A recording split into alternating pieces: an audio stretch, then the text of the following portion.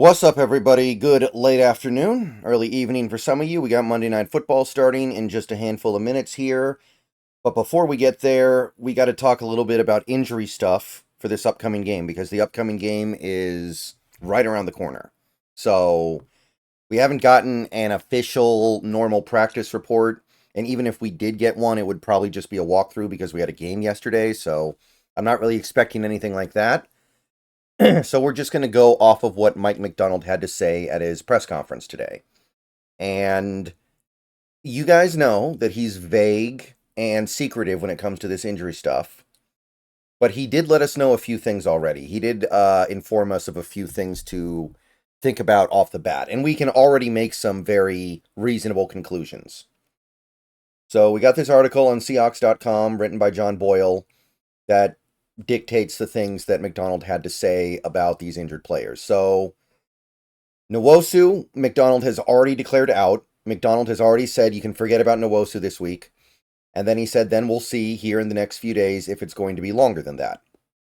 So, definitely not this week. And he doesn't sound super optimistic about getting him back after that either. So, this might just end up being one of those years for Nwosu where we hope that he's able to provide reinforcements by the time we get around to like November or December, but the early part of the year looks like it's going to be a lost kind of a lost period for him. And I mean, that would be okay if he comes back strong at the end of the year, but there's also a scenario where he's just lost his explosiveness because of all these injuries. So we'll see what happens there. Reek Woolen and Derek Hall both also got hurt in that game, but excuse me. Macdonald didn't really tell us anything there. When asked about it, Reek has an ankle, and I think I'll have some news from you by the time we play. It'll become a little more clear. I'm not sure right now. D-Hall, it's kind of the same area with his foot, but there's absolutely no clarity, excuse me, on if those guys will be able to play on Thursday. So, not terribly surprising that Macdonald is keeping his cards close to the chest here, but nevertheless, it's disappointing because it leaves us in this awkward limbo where we don't know. And it's really frustrating not knowing because you got to believe that this defense, which is reeling anyway, if they try to play the 49ers without so many of these key players, you can, I don't know what you can do. You can't really do that much even when you have some of these guys. What are you going to do without them? So the vagueness forces us as fans to prepare for the worst.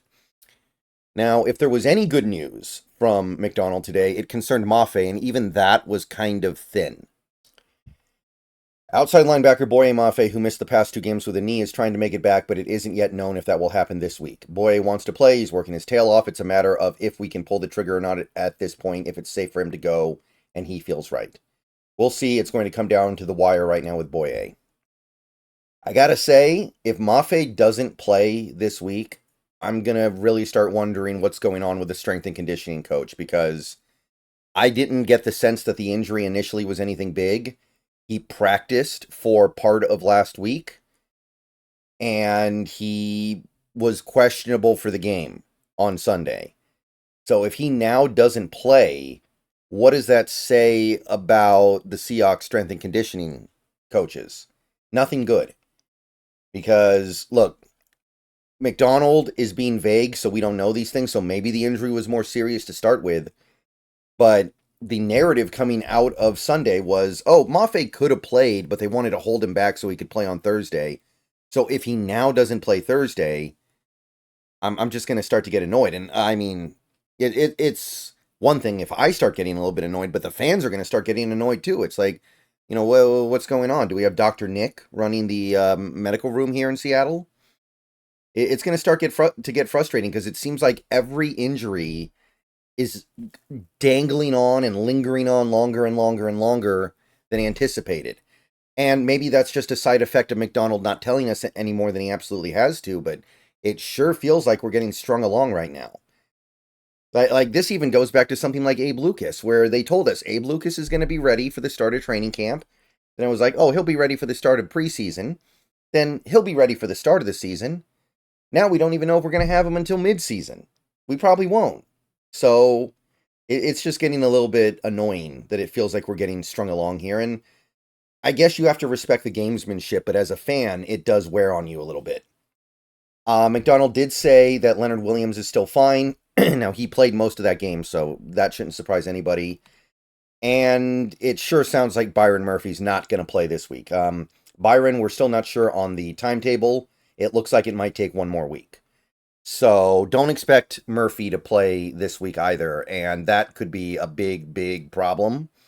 I made a video earlier today talking about how this defense is seemingly playing as if Murphy is on the field, even though he's not, and that's causing some of these problems. These defensive linemen are doing all they can. They are doing everything they can do. They're just not good enough at handling the double teams they need to be able to handle in this defense, to my eye. So, probably no Murphy. Also, no Lucas or Jarek Reed. So that's about it for the Seahawks side of things. Nothing definite except for the Nwosu news. But I think you can kind of derive some information from this as well. 49ers side, the only thing that I saw was from this account here, 49ers edits on X. They don't even have a blue check. Even I have a blue check. So take it for what it is. But they do hand off some information from Shanahan in this tweet. Jacob Cowing with a shoulder injury is considered day-to-day, so good chance he doesn't play. And they have another depth receiver, Chris Conley, with an oblique injury, day-to-day. You wouldn't expect those guys to be able to make the quick turnaround. So we're talking about a 49ers team that is good at receiver, for sure, right? I mean, they don't necessarily need these guys all that badly. You've got Debo, you've got Ayuk, you've got Jawan Jennings. So you don't necessarily need your depth receivers, but it's still notable. Demetrius Flanagan-Fowles, unlikely to play this week. Talanoa Hufanga with the wrist injury. No word on whether or not he'll be available this week yet. And the interesting one, Jake Moody, they've already basically said that he's out. He's got a high ankle sprain. There's no way he's going to make it back. He's probably going to be out like a month. And also, Ricky Pearsall will not have his practice window open this week. So no Ricky Pearsall, which isn't surprising, but notable.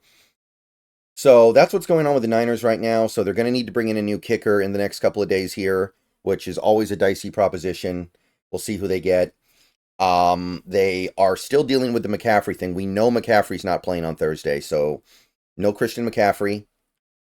And that's obviously on top of all the other more obvious and clear issues that they're having so far this season. So, I mean, we've been watching it from afar. We know what's going on there. But that's the injury report on the Niners side. Obviously not awful, but there are some definite things worth noting here. And of course, this is all being stacked on top of not having Christian McCaffrey. And yeah, we'll see what happens over the next couple days here. Hopefully tomorrow we get a more official practice report. This is probably the best that I can do for today, though. So let me know what you guys think. Another video coming later today, at least one. We're going to be really pushing out the videos over the next few days because we don't have a lot of time before the game starts. The Hawks Nest stream is probably going to get bumped up to Wednesday, by the way. Keep an eye out for that. And I will see you guys later. Go Hawks.